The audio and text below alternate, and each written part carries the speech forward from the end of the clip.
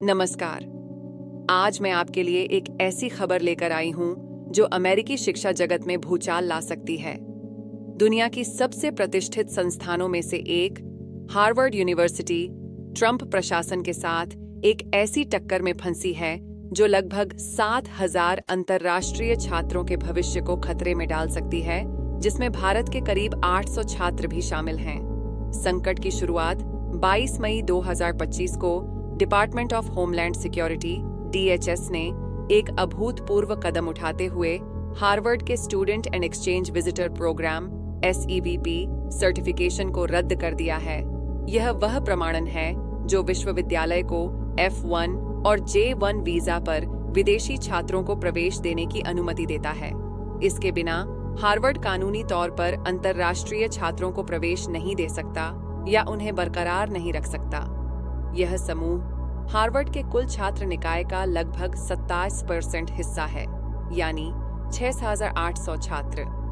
छात्रों के सामने कठोर विकल्प पहले से नामांकित छात्रों के सामने अब एक कठोर वास्तविकता है। किसी अन्य SEVP प्रमाणित विश्वविद्यालय में स्थानांतरित हो जाएं, या कानूनी स्थिति से बाहर होने के कारण अमेरिका से निर्वासन का जोखिम उठाएं।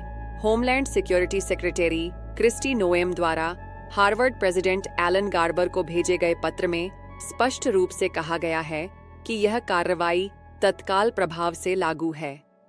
72 घंटे का अल्टीमेटम। एक अप्रत्याशित मोड़ में ट्रंप प्रशासन ने हार्वर्ड को 72 घंटे की समय सीमा दी है कि वे 6 सख्त शर्तों का पालन करें। यदि हार्वर्ड सहमत हो जाता है तो विदेशी छात्रों को प्रवेश देने की इसकी क्षमता बहाल की जा सकती है। DHS की मांगें व्यापक और विवादास्पद हैं। अवैध गतिविधियों के रिकॉर्ड।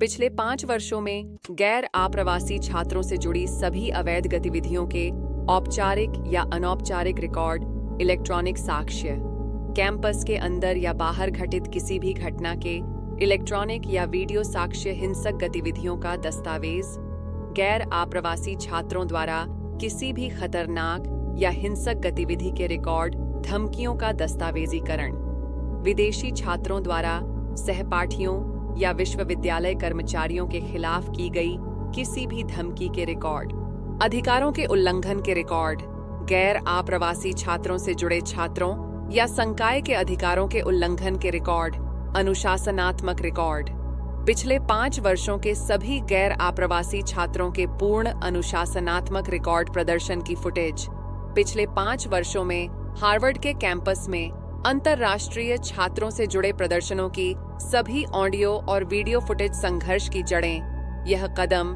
ट्रंप प्रशासन और हार्वर्ड के बीच बढ़ते तनाव के बीच आया है।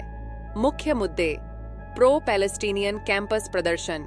हार्वर्ड में फिलिस्तीन समर्थक प्रदर्शनों को लेकर विवाद। Diversity, equity and inclusion (DEI) नीतियां।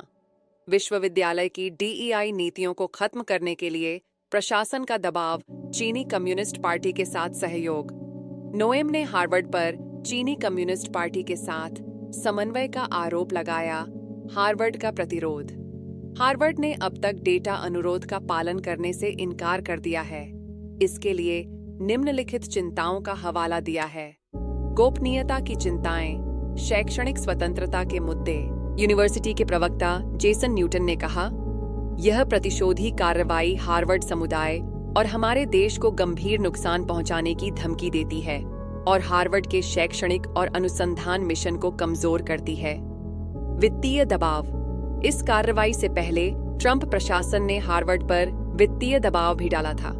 2.7 बिलियन की अनुसंधान अनुदान राशि, जमी हुई 60 मिलियन के अनुबंध, रद्द टैक्स एग्जेम्प्ट स्टेटस को खत्म करने की धमकी, अंतर्राष्ट्रीय छात्रों पर प्रभाव। आंकड़े जो चिंता जगाते हैं: कुल अंतर्राष्ट्रीय छात्र 6,800, 29% ऑफ टोटल एनरोलमेंट। भारतीय छात्र लगभग 800, चीनी छात्र 1,016, सबसे बड़ा समूह। 2022 के आंकड़े। अन्य प्रमुख देश: कनाडा, दक्षिण कोरिया, ब्रिटेन, जर्मनी, ऑस्ट्रेलिया। वित्तीय प्रभाव। अंतर्राष्ट्रीय छात्र हार्वर्ड के वार्षिक 6 बिलियन बजट में महत्वपूर्ण योगदान देते हैं क्योंकि वे पूरी फीस का भुगतान करते हैं। कानूनी स्थिति। न्यायालयी हस्तक्षेप। यूएस डिस्ट्रिक्ट जज जेफरी व्हाइट ने कैलिफोर्निया में एक प्रारंभिक निषेधाज्ञा जारी की है। जो ट्रंप प्रशासन को पूरे देश में विदेशी छात्रों की कानूनी स्थिति को समाप्त करने से रोकती है। हार्वर्ड की कानूनी रणनीति।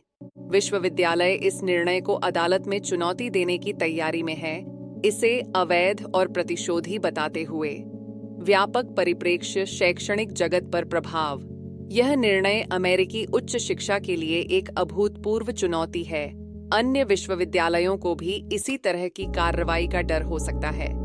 अमेरिका की सॉफ्ट पावर के रूप में शिक्षा की भूमिका पर सवाल। छात्रों की दुविधा। लियो गर्देन, स्वीडन के एक अंतर्राष्ट्रीय छात्र, ने इस घोषणा को विनाशकारी बताया और कहा कि हार्वर्ड को इस DHS निर्णय से जितना संभव हो सके उतनी कड़ी लड़ाई लड़नी चाहिए। ऐतिहासिक संदर्भ। SEVP का दुरुपयोग। विश्लेषकों का कहना है कि SEVP प्रमाणन को राजनीतिक हथियार के रूप में उपयोग करना एक महत्वपूर्ण प्रेसिडेंट स्थापित करता है। एरन राइचलिन मेलनिक, अमेरिकन इमिग्रेशन काउंसिल, ने कहा, नोएम के कार्यों में हार्वर्ड के उल्लंघनों का कोई स्पेसिफिक साक्ष्य नहीं दिखता। यह सरकार के हथियारीकरण का स्पष्ट मामला है। आगे का रास्ता अगले 72 घंटे महत्वपूर्ण। हार्वर्ड के पास ट्रंप प्रशासन की शर्तों को मानने या कानूनी लड़ाई जारी रखने का विकल्प है। हजारों छात्रों के भविष्य इस निर्णय पर निर्भर करते हैं। यह मामला अमेरिकी शिक्षा की स्वायत्तता के लिए एक परीक्षा है। निष्कर्ष। मैं चित्रलेखा मानती हूँ कि यह सिर्फ हार्वर्ड और ट्रंप के बीच की लड़ाई नहीं है। यह अमेरिकी शिक्षा के भविष्य, शैक्षणिक स्वतंत्रता और अंतर्राष्ट्रीय छात्रों के अधिकारों की लड़ाई है। भारतीय छात्रों और उनके परिवारों के लिए यह एक गंभीर चिंता का विषय है। हमें इस स्थिति पर बारीकी से नजर रखनी होगी क्योंकि इसके परिणाम व्यापक हो सकते हैं। सत्यमेव जयते।